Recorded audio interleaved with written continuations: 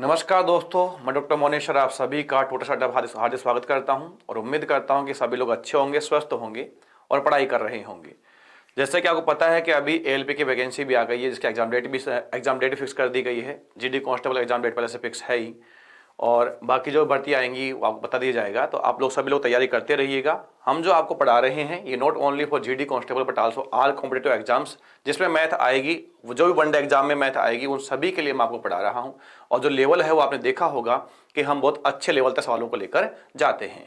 तो 2 दिन की छुट्टी हो गई थी ड्यू टू थोड़ा सा इशू था, प्रॉब्लम था हेल्थ को लेकर। तो अब लेकिन अब ठीक महसूस कर रहा हूं। तो मुझे उम्मीद है कि आप सभी लोग अब इस क्लास को कंटिन्यू करेंगे। और सवाल हम कर चुके हैं कितने, तो हमने सवाल कर लिए अभी तक 76 से, और 77 सवाल हम पढ़ रहे हैं अनुपात और समानुपात। क्या पढ़ रहे हैं? अनुपात और समानुपात पढ़ रहे हैं, रेशियो प्रिपरेशन पढ़ रहे हैं, जिसके 76 जो बेस्ट क्वेश्चंस हैं वो हम निकाल चुके हैं, कर चुके हैं। या अगर आपको याद हो तो हमने बिल्कुल बेसिक तरीके से क्लास को शुरू किया था और धीरे धीरे इसका लेवल बढ़ता गया और लेवल कहां तक पहुंच गया वो आपके सामने है। ठीक है, हमारी ज्यादा नहीं तो कम से कम 10-11 क्लास हो चुकी हैं इस टॉपिक पर। और आज हमारी ये क्लास है जो कि बेहतरीन क्लास होने वाली है। बहुत अच्छा कंसेप्ट मैं आपको सिखाऊंगा आज, आप लोग कोशिश कीजिएगा सीखने का। तो प्यारे विद्यार्थियों, सवाल में क्या लिखा हुआ है? सवाल में ये लिखा हुआ है कि संदीप और पंकज के पास कुछ धनराशि थी जिनकी मात्रा का अनुपात 8:5 है। कितना अनुपात है? 8:5 है। संदीप प्रतिदिन एक निश्चित धनराशि खर्च करता है और पंकज संदीप द्वारा खर्च किए गए मात्रा का 1/6 रोज कमाता है। 9 दिनों के बाद मात्रा का अनुपात 10:11 है। कितने और अधिक दिनों के बाद रकम का अनुपात 18:35 हो जाएगा? कितने और दिनों के बाद जो रेशो अभी फिलहाल कितना है 9 दिनों के बाद? 8:5। कितना बोला गया है? 8:5 है। जिनकी मात्रा का अनुपात है 8:5। संदीप प्रतिदिन एक निश्चित धनराशि खर्च करता है और पंकज संदीप द्वारा खर्च किए गए मात्रा का 1/6 रोज कमाता है। 9 दिनों के बाद मात्रा अनुपात कितना आ गया है? 10:11। 9 दिनों के बाद रेशो कितना है? 10:11 है। यह अनुपात कब का है? वर्तमान का है। कितना है? 8:5 है। कितना है? 8:5 है। आपसे पूछना चाह रहा है कि बताओ हमें कितना और दिन वेट करना पड़ेगा ताकि ये जो रेशो है कितना 10:11, यह रेशो 18:35 में बदल जाए, तब्दील हो जाए। तो समझने की कोशिश कीजिएगा। बढ़िया सवाल है, अच्छा सवाल है, आप कोशिश कीजिएगा इसको समझने की। प्यारे विद्यार्थियों, आप मुझे बताएंगे 9 दिन के बाद, क्योंकि यहीं से तो आगे बढ़ेगा ना वो, तो 9 दिन के बाद जो रेशियो था वह कितना था? 10:11। किसका? संदीप और पंकज की राशि का। तो आप कहोगे यहां पर संदीप अनुपात पंकज 9 दिनों के बाद, 9 दिनों के बाद, 9 दिनों के बाद यह अनुपात, 9 दिनों के बाद यह अनुपात संदीप अनुपात पंकज जो है वह कितना है? तो आप कह देंगे 8:5 है। कितना है जी? 9 दिनों के बाद तो 10:11 है। कितना है? 10:11 दिख रहा है आपको यहां पर। 9 दिनों के बाद यह अनुपात कितना है? 10:11 है। तो हमने लिख दिया 10:11 है। वर्तमान में कितना है? वर्तमान में, तो वर्तमान में है प्यारे विद्यार्थियों 8:5। कितना है? 8:5 है।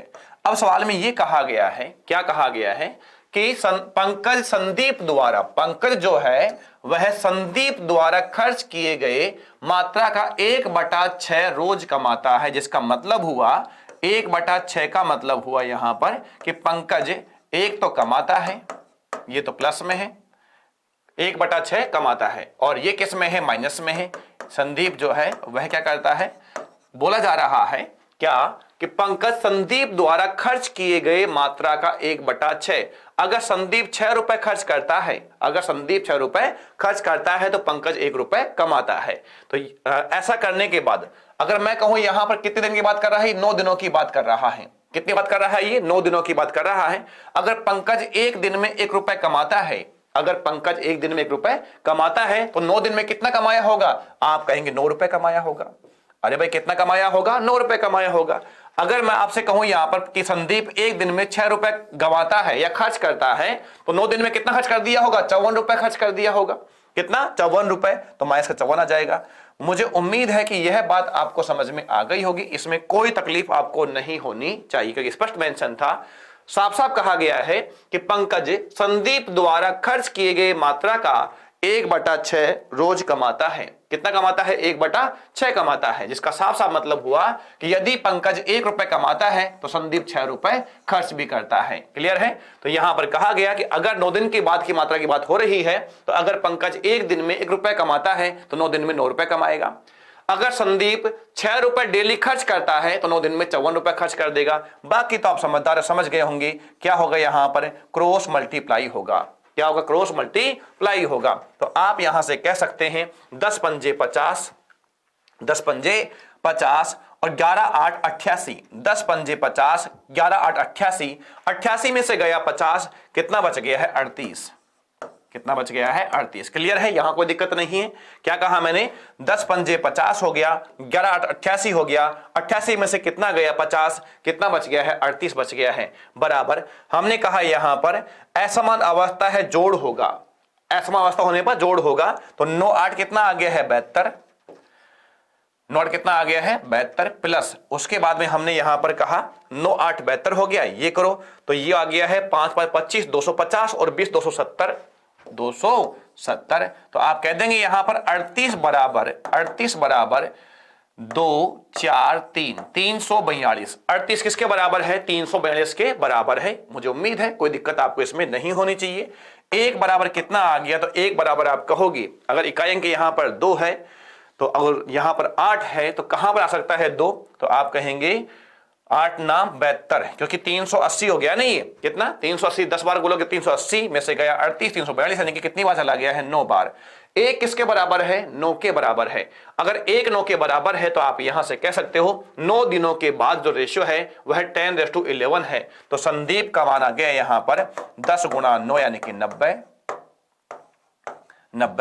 और पंकज का मान आ गया यहां पर 11 गुणा 9 99। मुझे उम्मीद है कि यहां पर इतना जो मैंने समझाया है वह आपको समझ में आ गया होगा। कोई परेशानी आपको इसमें नहीं होनी चाहिए।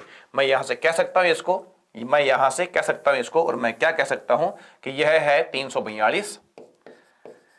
1 बराबर आ गया है 9। तो अगर मैं संदीप की बात करूंगा तो मैं यहां से कह दूंगा 10 गुणा 9 यानी कि 90, और पंकज की बात करूंगा तो मैं कह दूंगा 11 गुणा 9 यानी कि 99 हो जाएगा। अब यहां से बोल रहा है कितने और दिनों के बाद? तो मैंने कहा के दिनों के बाद। मैंने क्या कहा? के दिनों के बाद। अगर मैं यहां से कहूं संदीप अपॉन पंकज, क्या कहूं मैं? संदीप बटा पंकज अगर मैं बात करूं तो संदीप का यहां पर धनराशि कितना है? 90 है। और आपको पता है यहां पर कि जो संदीप है वह पर डे कितना खर्च कर रहा है? 6 रुपए खर्च कर रहा है। कितना? 6 रुपए। तो यहां कितना खर्च कर देगा? तो आप कह दो के दिनों में खर्च कर देगा 6K। कितना कर देगा? -6K खर्च कर देगा। पंकज के पास राशि कितनी है? अभी 99 है। और ये खर्च नहीं करेगा, ये कमाएगा। ये खर्च नहीं करेगा, ये कमाएगा। के दिनों में कितना कमा लेगा? तो 1K कमा लेगा। कितना कमा लेगा? 1K कमा लेगा, क्योंकि डेली कितना कमाता है? 1। तो के दिनों में कितना कमा लेगा? 1K कमा लेगा। 1K मतलब 1000 नहीं है यहां पर, 1K मतलब 1K है। बराबर रेशो कितना चाहिए आपको यहां पर? 18:35। कितना चाहिए? 18:35। तो यहां पर कितना आ जाएगा? 18/35 आ जाएगा। 18/35 आ जाएगा। अब यहां से आप क्या करेंगे? वापस एक बार क्रॉस मल्टीप्लाई करेंगे। क्या करेंगे? क्रॉस मल्टीप्लाई करेंगे। तो करिएगा भाई आप। अब यहां पर देखें ये कितना है? 18K है। बोलो है या नहीं है? और ये कितना के है? 35K है। एक बार पूरा ही कर लेता हूं मैं आपको। तो यहां पर 18 नाम 162 यानी कि बच गया है 16। 18 नाम 162 यानी कि ये आ गया है 8, ये आ गया यहां पर 7 और ये आ गया है 1, 1782। कितना हो गया? 1782। तो मैंने कह दिया यहां पर दिस इज 1782 प्लस 18K गुणा कर दिया मैंने इधर से, बराबर आप कह देंगे 35 गुणा 90। क्या? 35 गुणा 90। तो 0 आ गया यहां पर, तो ये 0 है। 9 पंजे 45, 9 पंजे 45 कितना आ गया है? 4। और उसके बाद में 9 3 27 और 4 कितना आ गया? 3150 आ गया। ये कितना? 3150 आ गया है। उसके बाद में ये गुणा होगा तो माइनस कितना हो जाएगा यहां पर? तो आप कह देंगे यहां पर कि 0 तो ये है ही। 6 पंजे कितना आ गया है? 30। कितना? 3। और उसके बाद में 6 3 18 3 कितना आ गया है? 21। तो आप यहां से कह सकते हैं कितना? 210K। कितना कह दोगे 210 के। तो मुझे उम्मीद है कोई भी तकलीफ आपको इसमें नहीं होनी चाहिए। और वैसे भी आप देखो तो ये 30 गुणा 6 करने पर कितना 180 और 6 पंजे कितना आ जाएगा 30, 180 30 कितना आ जाएगा 210 आ जाएगा। इसको आप इधर ले आओ, उसको आप उधर लेकर जाओ। तो यहां पर है 18 के प्लस 210 के बराबर 3150 माइनस 1782 माइनस 1782। ठीक है, यहां पर कितना आ गया तो आप कह दो 228 के 228 के 228 के 228 के बराबर यहां पर कह दोगे 10 में से कितना गया 2 तो कितना बच गया है 8 बच गया है। उसके बाद में यहां 14 में से 8 गया तो 6 बच गया है। उसके बाद में यहां कितना बच गया है 3 बच गया है। क्लियर है। और यहां कितना बच गया है 1 बच गया है। तो k बराबर कितना आ गया है, k बराबर देखते हैं तो यहां इकाई अंक कितना है 8 है। तो क्या यहां पर 6 करने पर आ रहा है, क्या यहां 6 करने पर आ रहा है 28 6 138 और 6 दूनी 1200, यानी बिल्कुल सही है। तो यानी कि k का मान कितना आ गया है 6 आ गया है। अगर आप करें यहां पर 1368 में आप किसका भाग दें तो आप करें यहां पर 228 का, 228 गुणा 6 करने पर 8 6 48 आ गया, 4 बच गया, 6 दूनी 12 और 4 16 आ गया, हासिल 1 आ गया, 6 दूनी 12 और 1 कितना आ गया है 13 आ गया है। बिल्कुल सही है। यानी k का मान कितना आएगा हमारा 6 आएगा। यानी कि 6 दिनों के बाद, 6 दिनों के बाद रकम का जो अनुपात होगा वह 18:35 हो जाएगा। कितना हो जाएगा 18:35 हो जाएगा। मुझे उम्मीद है कि आपको यह सवाल समझ में आ गया होगा। कोई परेशानी आपको इसमें नहीं होनी चाहिए। अगर कोई परेशानी है तो आप मुझसे पूछ सकते हो। हालांकि आपको यहां पर थोड़ा सा दिक्कत हो रहा होगा लेकिन सही दिख रहा होगा। फिर भी दोबारा देख लो एक बार यहां पर सवाल में क्या कहा गया था। सवाल में यह कहा गया था कि संदीप और पंकज के पास कुछ धनराशि थी जिनकी मात्रक अनुपात 8:5 है। कितना है 8:5 है। संदीप प्रतिदिन एक निश्चित धनराशि खर्च करता है और पंकज संदीप द्वारा खर्च किए गए मात्रा का 1/6 रोज कमाता है। जिसका मतलब मैंने समझाया था 1/6 ये तो गंवाता है और ये कमाता है। कमाता कौन है पंकज,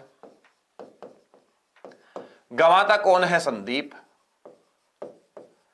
तो 9 डेज में तो आप कह दोगे बराबर -1 गुणा 9 सॉरी प्लस 1 गुणा 9 9 तो कमाएगा कौन पंकज। और संदीप जो है वह 9 डेज में -6 × 9 = -54 खर्च कर देगा। ये मैंने आपको समझा दिया था पहले ही। तो मुझे उम्मीद है कि आपको समझ में आ गया। कोई परेशानी आपको इसमें नहीं होनी चाहिए। आगे बढ़ता हूं नेक्स्ट सवाल की ओर। देखो प्यारे विद्यार्थियों क्या दिया हुआ है।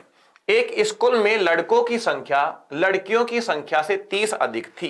क्या कहा गया है, एक स्कूल में लड़कों की संख्या लड़कियों की संख्या से 30 अधिक थी। जिसका मतलब यह हो गया प्यारे विद्यार्थियों कि अगर ये बॉयज है और ये गर्ल्स है, लड़कों की संख्या लड़कियों की संख्या से 30 अधिक, जिसका मतलब हुआ कि अगर लड़कियों की संख्या x है, अगर लड़कियों की संख्या कितनी है x है, अगर क्या कहा मैंने आपको यहां पर, अगर लड़कियों की संख्या कितनी है जी x है, तो आप कह दोगे यहां पर बॉयज कितना हो जाएगा x + 30 हो जाएगा। कितना हो जाएगा x + 30, क्योंकि सवाल में बोल रहा है कि एक स्कूल में लड़कों की संख्या लड़कियों की संख्या से कितना अधिक है 30 अधिक है। फिर क्या कह रहा है, बाद में कुछ और लड़कियां शामिल हो जाती हैं। बाद में कुछ और लड़कियां शामिल हो जाती हैं। तो मैंने कहा कि बाद में के लड़कियां शामिल हो जाती हैं। कितनी के, बाद में के लड़कियां शामिल हो जाती हैं। तो आप कहोगे यहां पर x प्लस कितना हो जाएगा के हो जाएगा। कितना हो जाएगा x प्लस के हो जाएगा। बाद में कुछ लड़कियां और शामिल हो जाती हैं जिससे लड़कों और लड़कियों का अनुपात 3:5 हो गया। बाद में शामिल होने वाली लड़कियों का न्यूनतम संख्या क्या होगी, यह आपसे पूछना चाह रहा है। तो प्यारे विद्यार्थियों बॉयज अनुपात गर्ल्स, क्या बॉयज अनुपात गर्ल्स दे रखा है 3:5। बॉयज कितने हैं आप कहेंगे x + 30 है। गर्ल्स कितनी है आप कहेंगे x + k है। x + k है, ठीक है, बराबर आप कह देंगे 3/5। कितना बोल दोगे 3/5, क्योंकि यहां पर ratio between boys and girls is 3:5। यहां पर लड़कों और लड़कियों में जो अनुपात है वह कितना है 3:5 है। कितना है 3:5 है, तो आप कह देंगे यहां 3/5। अब यहां पर आप क्या करेंगे, यहां पर आप वही काम करेंगे जो बार बार करते आए हैं, अर्थात क्या करेंगे, क्रॉस मल्टीप्लाई करेंगे। क्या करेंगे, क्रॉस मल्टीप्लाई। तो यहां पर देखो जब बात करते हैं तो 5 गुणा x कितना आ गया 5x, प्लस कितना आ गया है 150 बराबर है, ये कितना आ गया है 3x, प्लस कितना आ गया है 3k। ठीक है, कोई दिक्कत नहीं है इसमें। अब यहां पर आप देखते हैं तो आप कहेंगे 5x, इसको इधर ले आओ तो माइनस का 3x, उसके बाद में प्लस का 150 बराबर 3k। तो यहां कितना बच गया है 2x, कितना बच गया है 2x प्लस 150 बराबर 3k। तो k का मान कितना आ गया, आप कहेंगे 2x प्लस 150 बटा 3 इज इक्वल टू k। तो आप कह देंगे यहां पर क्या कह देंगे कि 2/3 x प्लस 2/3x प्लस ये कितना हो जाएगा 50, कितना हो जाएगा जी ये 50 बराबर कितना आ जाएगा k, बराबर कितना आ जाएगा k। 2/3x प्लस 50 बराबर कितना आ गया कि ये 50 कहां से आया भाई, 3 तो इसके नीचे भी इसके नीचे भी है, तो यहां पर कितना है 2/3x और यहां कितना है 50, किसके बराबर है k के बराबर है। तो आप यहां से कहेंगे कि ये तो पूर्णांक संख्या है। अरे भाई जनसंख्या है तो जनसंख्या हमेशा इंटीजर नंबर्स में होता है, पूर्णांक संख्या में होता है। तो k का मान यहां पर, k का मान मैं x का मान मैं यहां पर क्या रखूं, x का मान मैं यहां पर क्या रखूं जिससे कि यह संख्या एक इंटीजर संख्या बन जाए, पूर्णांक संख्या बन जाए। तो ऑब्वियसली बात है क्या बोल रहा है, न्यूनतम बोल रहा है। क्या बोल रहा है, न्यूनतम। हालांकि मैं यहां पर 6 रखूंगा, 3 के मल्टीपल में रखूंगा तो x का मान यहां पर पॉइंटों में नहीं आएगा, लेकिन इसने यह भी तो कहा है कि वह संख्या न्यूनतम होनी चाहिए। न्यूनतम मतलब सबसे छोटी संख्या जो किससे 3 से पूर्णतया विभाजित हो, तो वह 3 स्वयं ही है। तो यहां पर x का मान कितना आ जाएगा, तो x का मान यहां पर आ जाएगा 3, कितना आ जाएगा 3 से कैंसिल हो जाएगा, तो 2 + 50 बराबर k। The answer is 52। इस सवाल का सही जवाब कितना होगा, तो आप कह देंगे 52 होगा। एक बार आप देखिए फिर आगे बढ़ते हैं।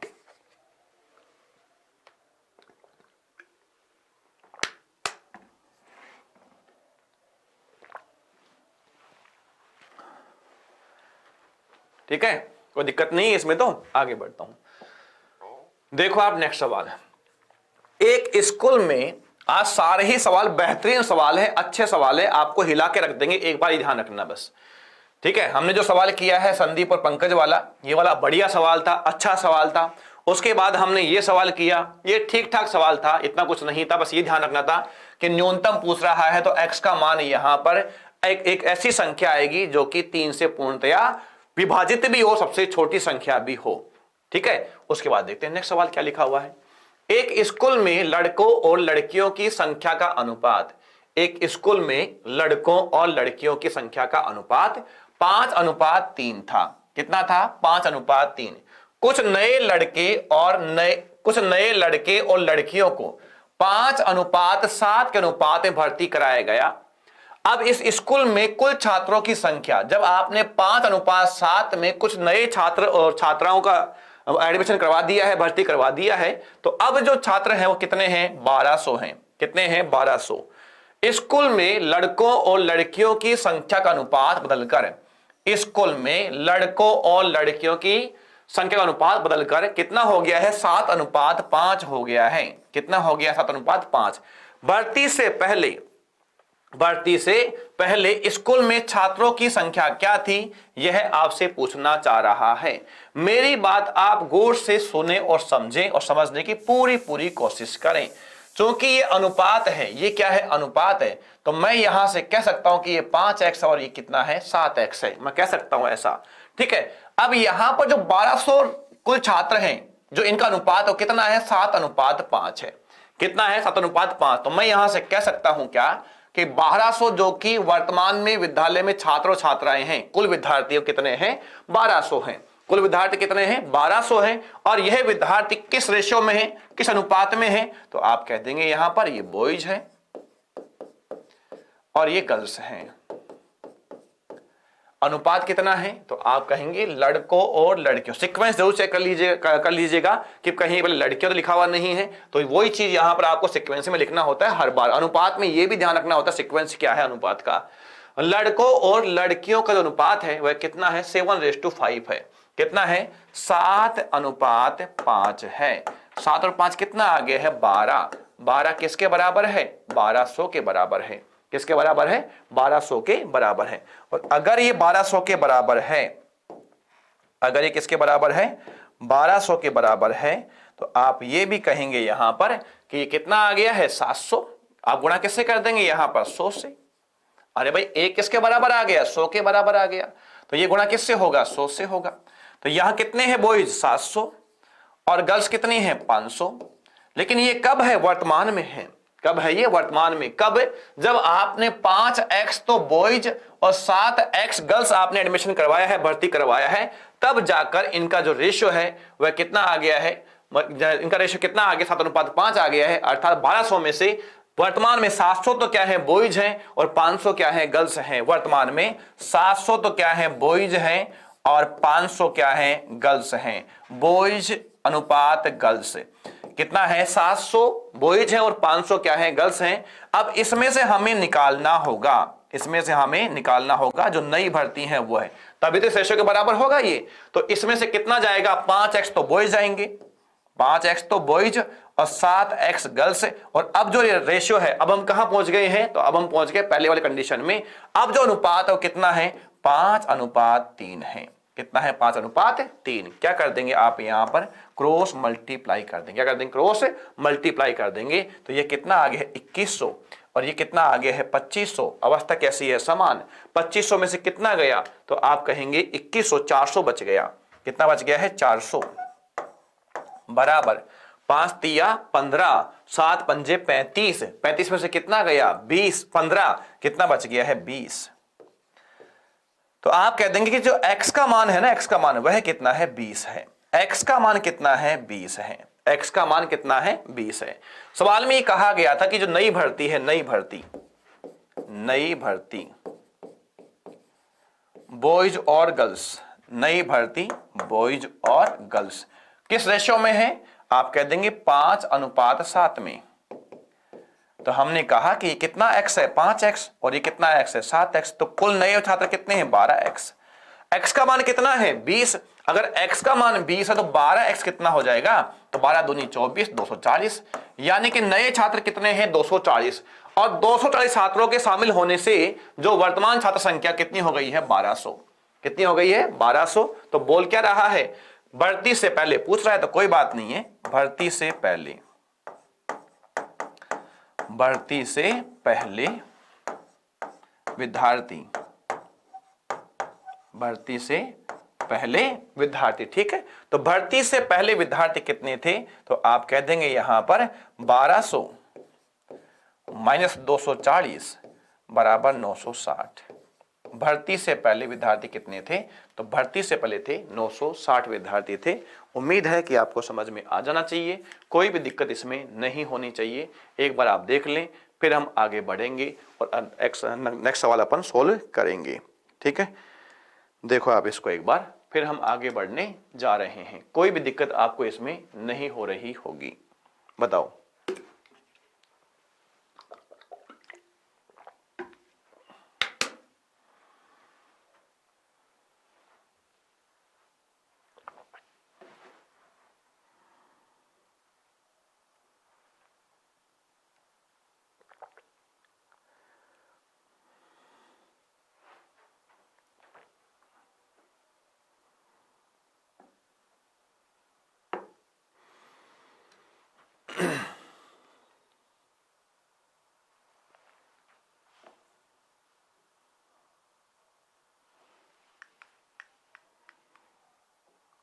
ठीक है, चलो बढ़े आगे। देखो और हम इसे कैसे कर सकते हैं, और हम इसे कैसे कर सकते हैं वह आप देखो एक बार, और हम इसे कैसे करें वो आप समझने की कोशिश कीजिएगा।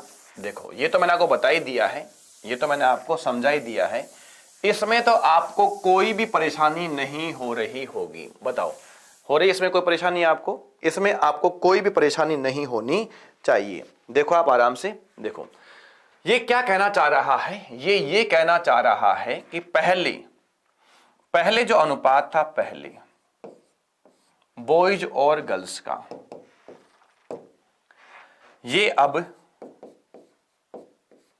हाँ पहले अनुपात कितना था, तो आप कहोगे 5:3 था, 5:3।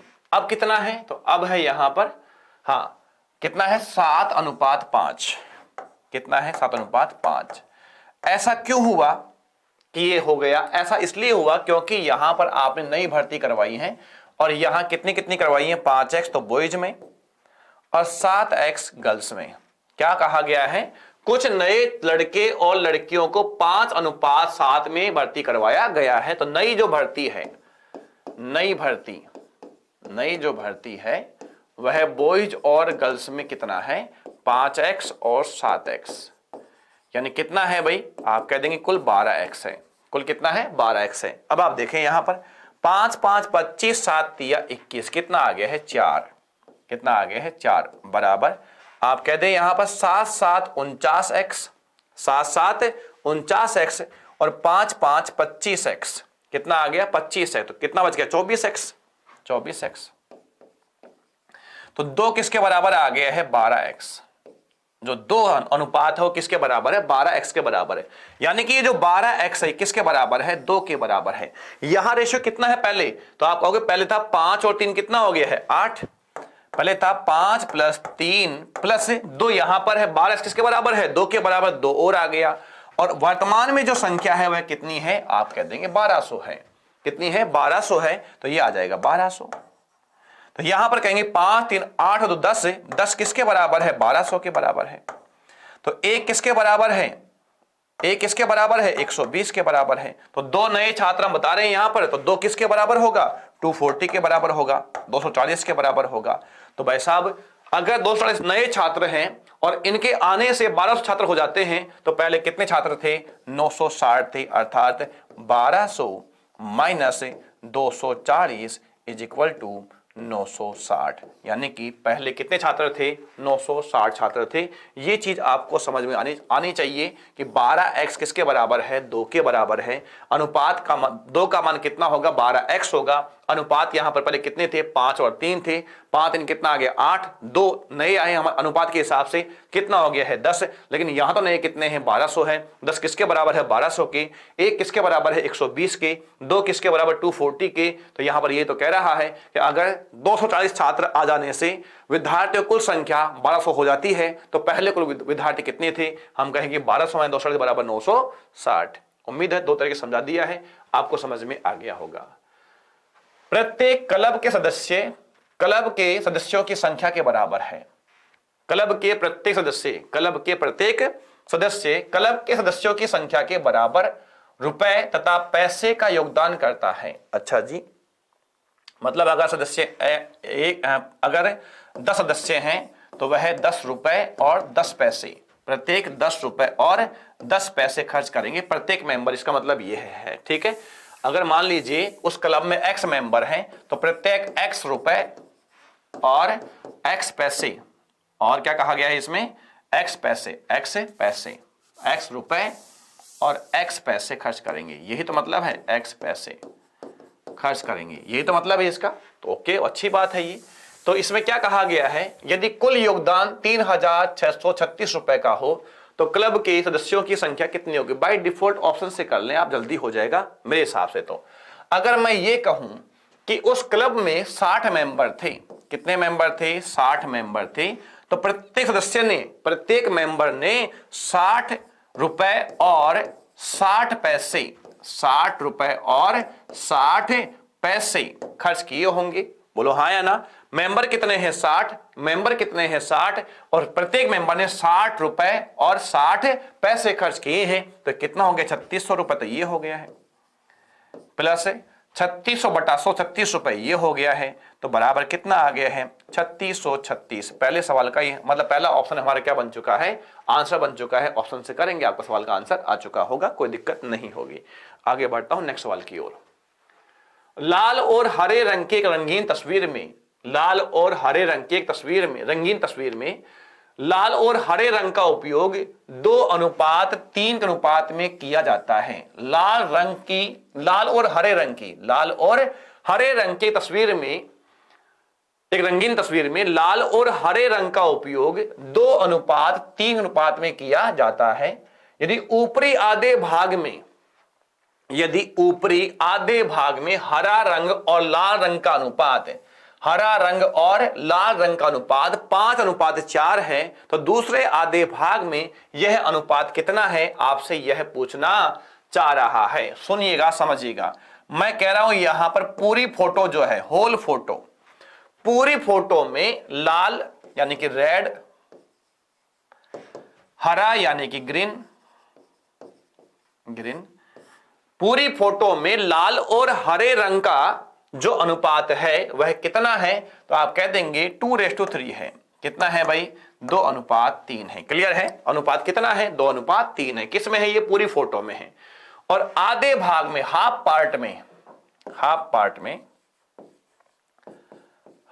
पार्ट में यह अनुपात कितना है, तो आपने कहा 5:4 है, 5:4 है।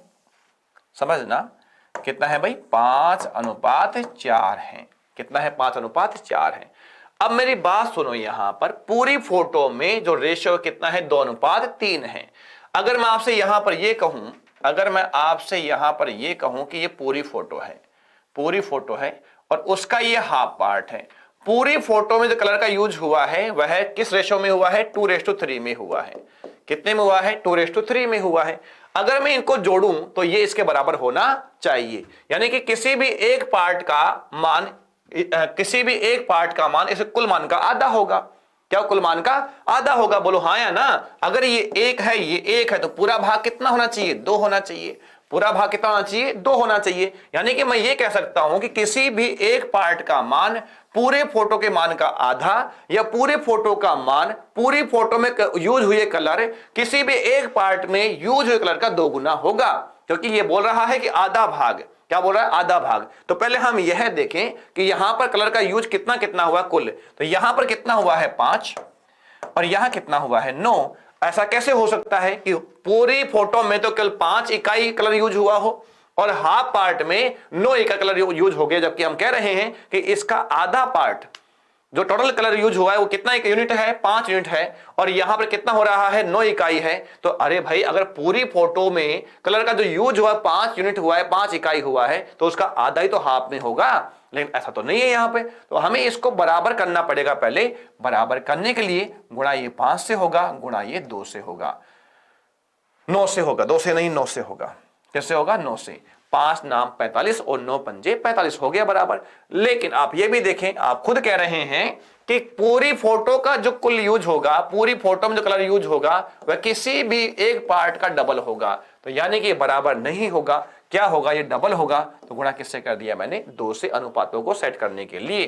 तो यहां गुणा किससे हुआ है? 18 से। 18 से। यहां किससे हुआ है? 5 से। तो गुणा 5 से, गुणा 5 से। तो ये क्या बच जाएगा मेरे पास में? अनदर हाफ पार्ट, दूसरा हाफ पार्ट। ठीक है, ये क्या बच जाएगा? Second half part. ये फर्स्ट हाफ पार्ट है और ये सेकंड हाफ पार्ट है। Second half part. 36 में से कितना गया? 25। कितना बच गया है? 11। कितना बच गया है? 11।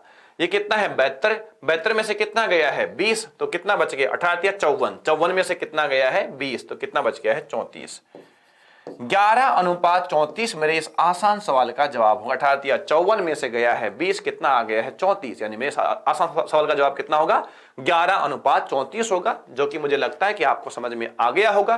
कोई परेशानी आपको इसमें नहीं होनी चाहिए। बोलो कोई दिक्कत है तो आप मुझे बताओ। ऐसी कोई दिक्कत जो आपको परेशान कर रही हो। अरे भाई साहब, ये खुद कह रहा है, देखो आप समझो क्या कह रहा है कि ये कोई फोटो है, ये कोई फोटो है, ये इसका पहला हाफ पार्ट और ये उसका दूसरा हाफ पार्ट है। ठीक है, इसमें जो यूज हुआ है पहले हाफ पार्ट में रेड और ग्रीन का जो यूज हुआ है वह किस रेशियो में हुआ है? तो वह हुआ है 5:4 में। किस रेशियो में हुआ है? 5:4 में। और पूरी पूरी फोटो में जो यूज हुआ है रेड अनुपात green, this is 2:3 I think, या 3:2 है, 2:3 है। कितना है? 2:3 है, 2:3 है। अब आप खुद देखें यहां इस पार्ट का मान, इस पार्ट का मान अगर आप देखते हो तो यहां पर कितना यूज हुआ है? 9। कुल कितना यूज हुआ है? 9। जबकि यहां कितना यूज हो रहा है? 5 ही यूज हो रहा है। अरे भाई आपको पता है जितना एरिया, जितना यूज यहां होगा कलर का उतना ही इसका, क्योंकि एरिया बराबर है। एरिया बराबर है तो जो चीज आप इसमें यूज कर रहे हो जितना, उतना ही इसमें यूज होगा। अर्थात जितना यहां पर है उतना ही यहां पर होगा। तो आप कह सकते हो यहां पर कि अगर मुझे बराबर करना है तो यहां गुणा किससे होगा? 5 से, और यहां किससे होगा? 9 से। लेकिन आप खुद कह रहे हैं कि बराबर तो नहीं है। बराबर नहीं तो फिर क्या है? ये डबल है। किसी भी एक पार्ट का डबल होगा संपूर्ण फोटो का मान। तो आपने कहा यहां पर डबल है तो गुणा किससे कर दो? इसको 2 से और कर दो। तो कुल गुणा किससे हुआ है? 18 से। तो यह गुणा 18 से होगा, और यह गुणा 18 से होगा, और यह गुणा 5 से होगा, और यह गुणा 5 से होगा। तो आप कहेंगे कुल रेड यूज हुआ 36, कुल रेड यूज हुआ 36, उसमें से 25 यूज यहां पर हो गया। तो यहां पर अगर आप कहते हो तो यहां कितना हुआ होगा? 11। कितना हुआ होगा? 11। कुल जो ग्रीन है वह यूज हुआ 54, और यहां यूज कितना हुआ है? 20। 54 में से 20 पहले पार्ट में यूज हो गया, दूसरे पार्ट में कितना हुआ होगा? 34। कितना हुआ होगा? 34। तो आंसर कितना आ गया है? 11:34 आ गया है। उम्मीद है कि आपको समझ में आया होगा। आगे बढ़ता हूं नेक्स्ट सवाल की ओर। क्या दिया हुआ है देखो आप, संपूर्ण पृथ्वी पर थल व जल का अनुपात, संपूर्ण पृथ्वी पर थल और जल का अनुपात 1:2 है। यदि यह अनुपात उत्तरी गोलार्ध पर, यदि यह अनुपात उत्तरी गोलार्ध पर 2:3 हो तो दक्षिणी गोलार्ध पर यह अनुपात कितना होगा? यह आपसे पूछना चाह रहा है। संपूर्ण पृथ्वी की बात कर रहा है। सेम टू सेम वही सवाल है, कोई अलग सवाल नहीं है। वहां फोटो की बात कर रहा था, यहां पर पृथ्वी की बात कर रहा है। वहां हाफ पार्ट की बात कर रहा था, यहां पर एक गोलार्ध की बात कर रहा है। पहले आप इस कंसेप्ट को समझो, क्या है ये कंसेप्ट, समझना आप मेरी बात को। मैंने कहा कि यह संपूर्ण पृथ्वी है। क्या कहा मैंने आपसे? यह संपूर्ण पृथ्वी है। देखो आप, मैंने कहा कि यह संपूर्ण पृथ्वी है, और उसका ये नॉर्थ हेमिस्फीयर है, उत्तरी गोलार्ध है, और यह साउथ हेमिस्फीयर है, दक्षिणी गोलार्ध है। जितना जितना आयतन इसका होगा, इसका मतलब किसका? जितना आयतन उत्तरी गोलार्ध का होगा उतना ही आयतन दक्षिणी गोलार्ध का होगा, क्योंकि दोनों पृथ्वी को 2 समान गोलार्धों में बांटा गया है। अगर इसका मान 1 है तो इसका मान भी 1 होगा, और संपूर्ण पृथ्वी का मान 2 होगा। अर्थात अगर मैं आपसे कहूं तो आप कह सकते हो होल अर्थ अनुपात नॉर्थ हेमिस्फीयर अनुपात साउथ हेमिस्फीयर का जो रेशियो होगा वह 2:1:1 होगा। 2:1:1 होगा। मुझे उम्मीद है कि यह बात आपको समझ में आ गई होगी, और अगर यह बात समझ में आ गई है तो हम सवाल को सोल्व कर सकते हैं और करेंगे। देखो क्या लिखा हुआ है। आपने कहा यहां पर संपूर्ण पृथ्वी, संपूर्ण पृथ्वी में थल और जल, थल और जल। यह सवाल पिछले सवाल को और क्लियर कर देगा। अगर कोई डाउट रह गया है तो यह सवाल उस सवाल को और क्लियर कर देगा, चिंता ना करें। संपूर्ण पृथ्वी पर थल और जल का अनुपात कितना है? आप कह देंगे 1:2 है। कितना है जी? 1:2 है। और उसके बाद में उत्तरी गोलार्ध पर, नॉर्थ हेमिस्फीयर पर, उत्तरी गोलार्ध पर, उत्तरी गोलार्ध पर यह अनुपात कितना है? आप कहेंगे 2:3 है। कितना है जी? 2:3 है, 2:3 है। अगर मैं यहां पर कहता हूं कुल जो यहां पर संपूर्ण पृथ्वी का जो मान है वह कितना है? 3 है, और उस 3 में से उत्तरी गोलार्ध का मान कितना है? तो आपने कहा 5 है। जबकि आप तो यहां पर यह कह रहे हो कि रेशो जो होगा वो 2:1 में होगा। किसमें होगा? 2:1 में होगा। तो यहां पर अगर आप देखते हो तो क्या अभी रेशो यहां 2:1 में है? नहीं है, ये तो कम है उल्टा। तो पहले आप इसको बराबर करो। बराबर करने गुणा किससे कर दो? 5 से, और गुणा किससे कर दो? 3 से। बराबर हो गया। लेकिन बराबर थोड़ी ना है। क्या इसका रेशो बराबर है? जी नहीं, बराबर कहां है? तो 2:1 है। अगर 2:1 है तो आप यहां पर इसको गुणा किससे कर देंगे? 2 से कर देंगे। अब आप देखें क्या 2:1 में आ गया है? तो देखो 5 या 15 दूनी 30। संपूर्ण पृथ्वी का मान कितना है? 30। उसमें उत्तरी गोलार्ध का मान कितना है? 15। जी हां, अब यहां पर जो रेशियो कितना आ गया है? 2:1 आ गया है। कब आया है? जब मैंने यहां गुणा किससे किया है? 10 से, और यहां गुणा किससे किया है? 3 से। तो यहां गुणा किससे होगा? 10 से, और यहां भी किससे होगा? 10 से। यहां किससे होगा? 3 से, और यहां भी किससे होगा? 3 से। तो यहां पर आप कह दोगे कि अगर मैं संपूर्ण पृथ्वी में से उत्तरी गोलार्ध के मान की बाकी कर दूं तो मेरे पास में क्या आएगा? दूसरा गोलार्ध, जिसका नाम क्या होगा? दक्षिणी गोलार्ध। क्या होगा? दक्षिणी गोलार्ध। 10 में से कितना गया? 6। कितना आ गया है? 4।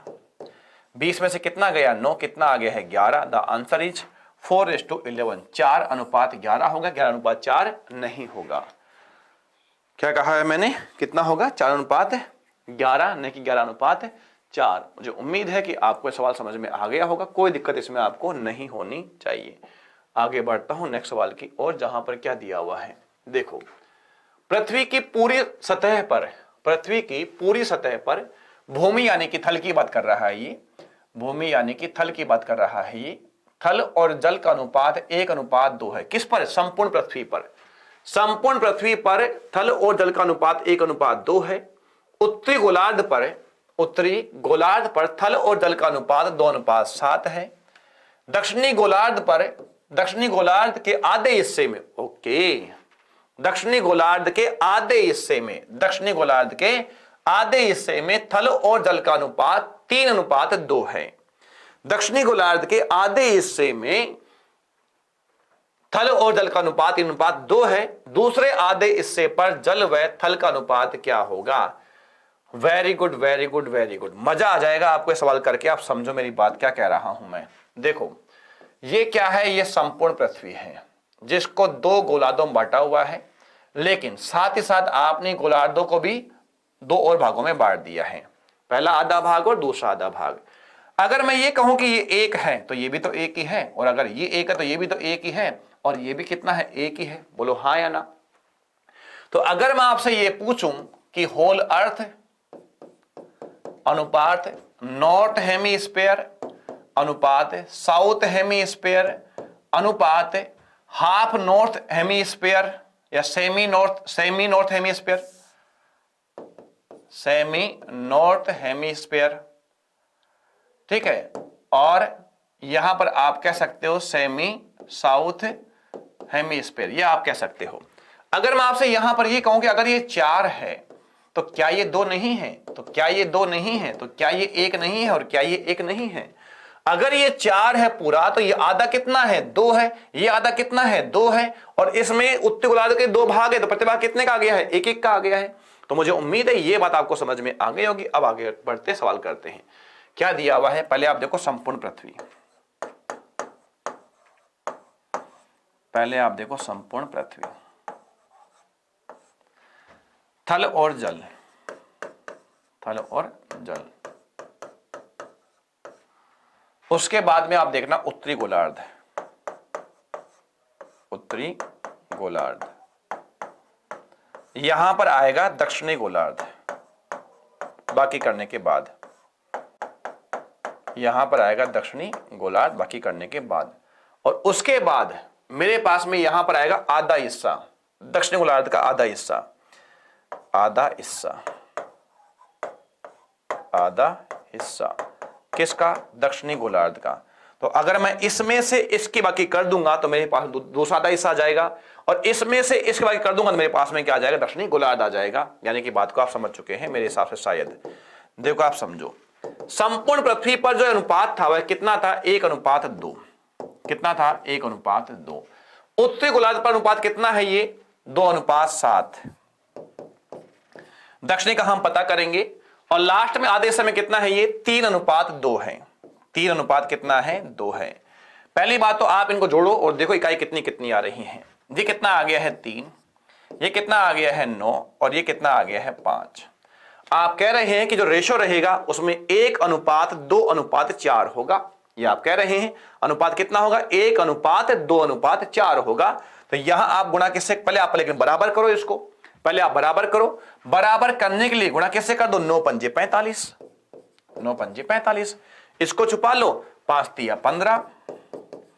इसको छुपा लो, 9 तिया 27। ये बराबर हो गया। क्या हो गया? ये बराबर। तो बराबर करने के लिए यहां पर 3 से काट दो। ये कितना आ गया है? 15। ये कितना आ गया है 5 और ये कितना आ गया है 9, तो ये आ गया है 15, ये आ गया है 15, ये आ गया है कितना 5 और ये कितना आ गया था 9। ठीक है, क्लियर है। ये कितना आ गया है 15, ये कितना आ गया है 5, 5 कैसे 5 3 15, 3 का भाग लगाया 5 आ गया। ये 9 कैसे आ गया 9 ते 27 में 3 का भाग लगाया तो 3 यहां से ही चला गया, 3 यहां भी आ रहा है, यहां भी आ रहा है और यहां भी आ रहा है। ठीक है, इसलिए आप इसको छुपाया हमने तो हमारे पास में कितना आ गया है, आप कहोगे 5 3 15 आ गया है। कोई दिक्कत है इसमें किसी को? कितना था ये 3 था, कितना था ये 9 था, कितना था ये 5, 9 पंजे 45 में 3 का भाग 15 आ गया। लेकिन ये हमने बराबर किया है, आप देख लो 15 तिया 45, 9 पंजे 45 और 9 पंजे 45, ये बराबर हो गया। लेकिन क्या इनका जो रेशियो है ये बराबर रहेगा? नहीं, ये कितना होगा 4 गुना किसका, इसका। ये 1 है तो ये 2 है और ये कितना है 4, तो ये 1 है तो ये 2 है और ये कितना है 4। तो मैंने यहां गुणा किससे किया है 60 से, तो आप गुणा करो 60 से, गुणा करो 60 से। मैंने यहां गुणा किससे किया है 10 से, तो गुणा करो 10 से, गुणा करो 10 से। तो आपके पास में इनकी बाकी करने पर ये मिल जाएगा आपको। तो ये 60 में से कितना गया 20, कितना बच गया है 40। ओके, ये कितना 120 में से कितना 70, कितना बच गया 50। ओके, मेरे पास में आ गया है दक्षिणी गोलार्ध का अनुपात 4:5। अगर पूछता हमसे दक्षिणी गोलार्ध का अनुपात पूछता तो कितना आता 4:5, किसका, थल और जल का। लेकिन पूछ तो क्या रहा है दूसरे आधे हिस्से पर थल और जल, जल और थल का अनुपात, कोई दिक्कत नहीं है। आप देखो यहां कितना है 9 से गुणा करो 9, यहां गुणा किससे करोगे 9 से, तो 9 ते कितना आ गया 27 गया, किसमें से गया 40 में से 13 बच गया। यहां पर 50 निकाल दो, किस में से 50 में से निकाल दो कितना 18, मेरे पास कितना बच गया है 32। तो जो रेशियो आएगा, अनुपात आएगा, वो किसका पूछ रहा है जल और थल का। तो प्यारे विद्यार्थियों जल और थल का अनुपात, जल और थल का अनुपात सेकंड हाफ में वह कितना होगा 32:13 होगा, 32:13, 13:32 नहीं 32:13 आंसर होगा। ऑप्शन सी हमारा आंसर होगा। ये मैंने आपको समझा दिया है किस तरीके से हमें करना है, तो मुझे उम्मीद है कि यह तरीका आपको समझ में आ गया होगा। कल हम मुलाकात करेंगे आपसे नए एक कंसेप्ट के साथ में, जिसमें ये मैं आपको बताऊंगा एक नया कंसेप्ट है, तो ये मैं आपको सिखाऊंगा कल। आज के लिए इतना रखते हैं, मुलाकात करेंगे आपसे कल। ठीक है, धन्यवाद।